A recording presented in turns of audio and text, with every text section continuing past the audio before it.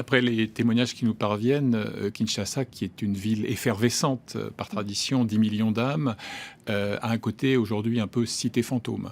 La crainte, l'inquiétude que vous évoquiez à l'instant est palpable. Il y a évidemment, on pouvait s'y attendre, un dispositif militaro-policier extrêmement dense, avec des barrages, des patrouilles, notamment dans les quartiers dits sensibles, acquis pour l'essentiel à l'opposition. On sait par exemple que Kinshasa a voté en 2011, selon les résultats officiels, à 16,5% seulement pour le président sortant, Joseph Kabila. Dernier point en ce qui concerne justement le climat sur place. Officiellement, les écoles sont ouvertes, mais ce qu'on appelle les blancs-bleus, c'est-à-dire les écoliers, du fait de la couleur de l'uniforme en vigueur, sont quasiment invisibles. Et de même, pas mal de chefs d'entreprise ont donné pour consigne à leurs salariés de rester au foyer. Pas mal de commerces ont également baissé les rideaux de fer, par crainte notamment de pillage qui pourrait, le cas échéant, dans la pire des situations, succéder à d'éventuelles émeutes. Alors, vous parlez de l'opposition. L'opposition, elle avait menacé de rassembler la rue, justement, précisément avant la fin de ce mandat, avant cette échéance. L'appel n'a pas été lancé. Comment elle se positionne Alors, il n'y a pas eu, à ma connaissance en tout cas, de consigne explicite, comme on aurait pu l'imaginer voilà quelques jours, d'un rassemblement à l'heure dite. Mais c'est vrai que cette opposition est composite. Vous avez bien sûr l'UDPS, le parti de Étienne Tshisekedi, qui est aujourd'hui la figure de proue de ce qu'on appelle le rassemblement, c'est-à-dire la fraction majoritaire aux demandes de l'opposition qui ne s'est pas ralliée à l'arrangement passé en octobre avec le pouvoir.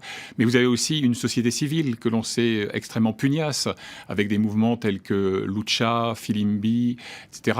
Et on sait également que ce soit à Kinshasa ou en province, il y a eu certaines arrestations ces jours derniers qui apparaissent comme, en quelque sorte, des arrestations préventives, puisqu'elles visaient pour l'essentiel les animateurs de cette société civile.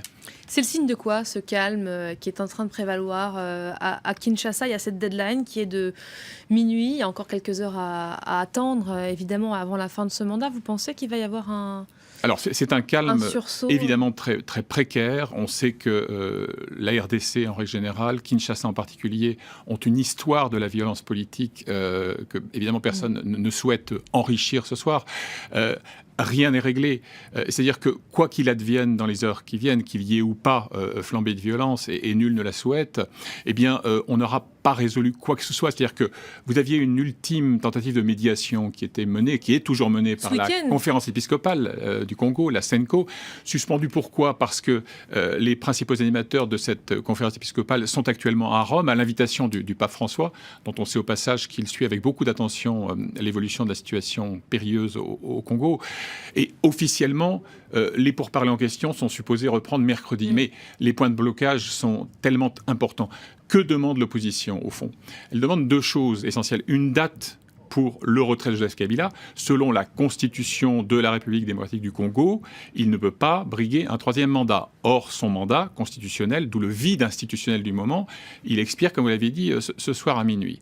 Et puis, il y a autre chose aussi. Ils attendent de lui non seulement une date pour des élections à venir, pour mettre en place une transition qui ressemble à quelque chose, mais aussi un engagement absolument formel, une promesse irréfragable de ne pas, par je ne sais quel artifice constitutionnel, tenter d'obtenir un troisième mandat. Très clairement, on en est très loin de tout ça. Du côté du pouvoir, on n'envisage pas du tout l'une ou l'autre option. Non, pour la simple raison que dans ce que le régime appelle le dialogue national, et dans lequel il avait réussi à attirer une frange minoritaire de l'opposition, il y avait ce schéma qui est aujourd'hui à l'ordre du jour, c'est-à-dire une prolongation de bail en quelque sorte de Joseph Kabila jusqu'à avril 2018 au mieux, au plus tôt. Et donc, d'ici là, la mise en place d'une transition dont les contours restent incroyablement imprécis à ce stade.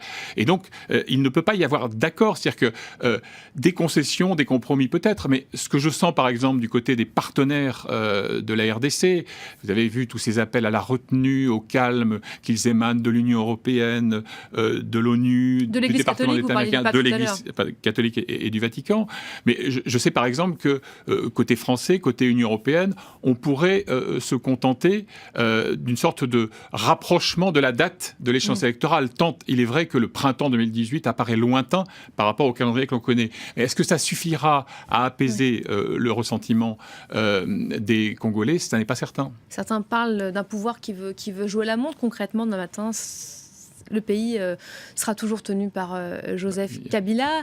Pas l'ombre d'un doute. Sa situation, elle sera plus précaire malgré tout demain, une fois cette échéance passée? Si vous voulez, il a, comme on le dit en sciences politiques, le monopole de la force dite légitime. Donc évidemment, le rapport de force est totalement en sa faveur. Simplement, à partir de ce soir minuit, il est, au terme même de la Constitution congolaise, un chef d'État illégitime. Et comme il n'y a pas eu d'accord consensuel avec l'ensemble des forces politiques, il est de fait, quelle que soit encore une fois la puissance militaro-policière dont il dispose, il est fragilisé, que ce soit à l'intérieur du pays ou à l'extérieur. Ce n'est quand même pas un hasard si voilà quelque temps, l'Union européenne d'une part, les États-Unis d'autre part, ont pris des sanctions qui visent à la fois certains des acteurs côté armée, police, de la répression des émeutes de septembre dernier. Une cinquantaine de morts, on le rappelle. Absolument, au moins, et selon Human Rights Watch, probablement beaucoup plus, en tout cas une trentaine de plus au moins. Et par ailleurs, il y a aussi des sanctions, type classique, gel des avoirs à l'extérieur, gel des comptes bancaires, interdiction de séjour, pour ceux dans l'appareil sécuritaire du pays qui font entrave à la mise en place d'une transition consensuelle. Donc voilà, bien sûr qu'il va rester au pouvoir, mais il va rester dans une position, à mon sens, assez inconfortable de chef d'État que l'on peut considérer comme constitutionnellement illégitime. Et nous verrons ce qu'il advient de cette journée. Merci beaucoup Vincent Hugeux d'avoir été notre invité du jour. On retrouvera